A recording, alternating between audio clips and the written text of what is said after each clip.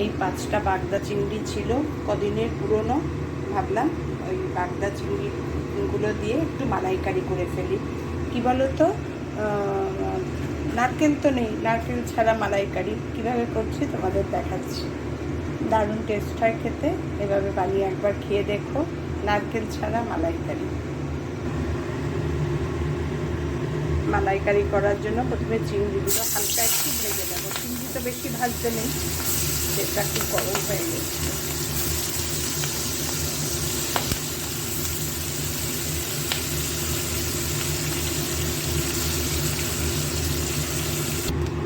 চিংড়িগুলো হালকা লাল লাল করে দেখো ভেজে নিয়েছি, কি দারুণ লাগছে দেখতে।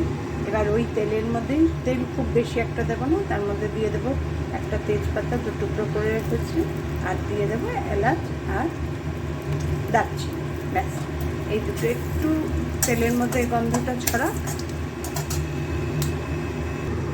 এবার একটা পেঁয়াজ, তার সঙ্গে 5-6টা কাজু বাদাম পেস্ট করে এনেছি, এটা দিয়ে দেবো ওই তেলের মধ্যে। ফোড়নটা হয়ে গেছে, এবার ওই তেলের মধ্যে এটা দিয়ে দেবো।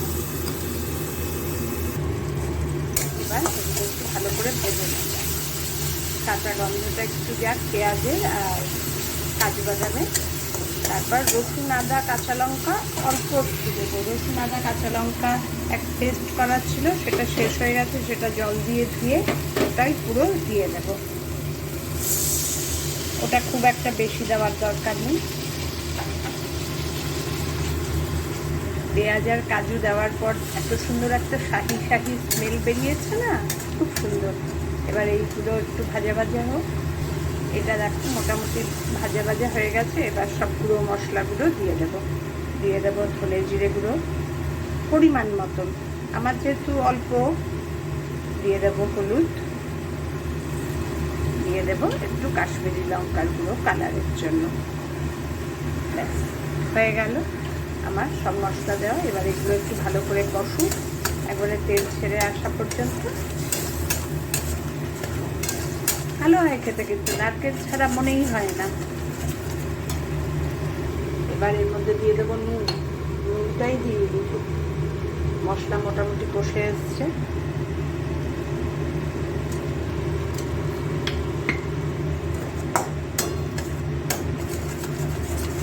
নুনটা আমি জেনারেলি ভাজার মধ্যেই দিয়ে দিই।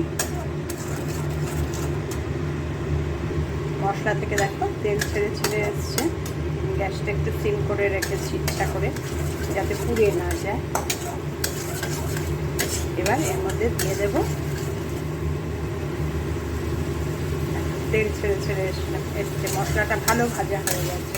এর থেকে বেশি আর ভাজার দরকার নেই। এবার এর মধ্যে দিয়ে দেব হচ্ছে 1 বাটি দুধ ঝোলের জন্য। মশলাটা ভালো ভাজা হলে নর্মাল টেম্পারেচারে দুধ বাটি দিয়ে দিলাম। আমার ঝোল বেশি আমি নেব না তাই, আর আমার আছেও অল্প। এবার দুধটা একটু ফুটে উঠলে আমাদের মাছগুলো ছেড়ে দেবো। ঝোলটা দেখো কিরকম টকবক করে ফুটছে। এবার এর মধ্যে মাছগুলো সব দিয়ে দেবো। হয়ে গেল আমার চিংড়ি মাছের মালাইকারি। আরেকটা জিনিস দেবো হচ্ছে চেরা কাঁচা লঙ্কা উপরে। ব্যাস দিয়ে এবার ঢেকে দেবো, গ্যাসটা সিম করে ঢেকে দেবো। এবার গ্যাসটা সিম করে দেবো।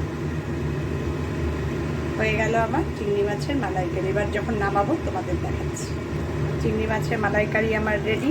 এবার নামাবো যখন, বেশি দেবো না, 1 চামচ ঘি ওপরে ছড়িয়ে দিলাম। ব্যাস, আর দেবো ধনে পাতা। ব্যাস আমার কমপ্লিট। কি সুন্দর গন্ধ বেরিয়েছে গো, আর খেতেও খুব ভালো হয়। ঠিক এইভাবে করবে, শুধু কয়েকটা মানে পেঁয়াজ বাটার সঙ্গে কয়েকটা কাজু ফেলে দেবে, ব্যাস পুরো শাহি ফ্লেভার এসে যাবে।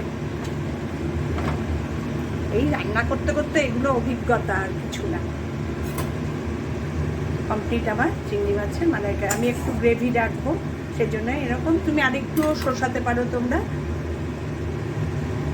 এবার ঢেকে গ্যাসটা অফ করে দেবো। কমপ্লিট আমার চিংড়ি মাছের মালাইকারি, নারকেল ছাড়া।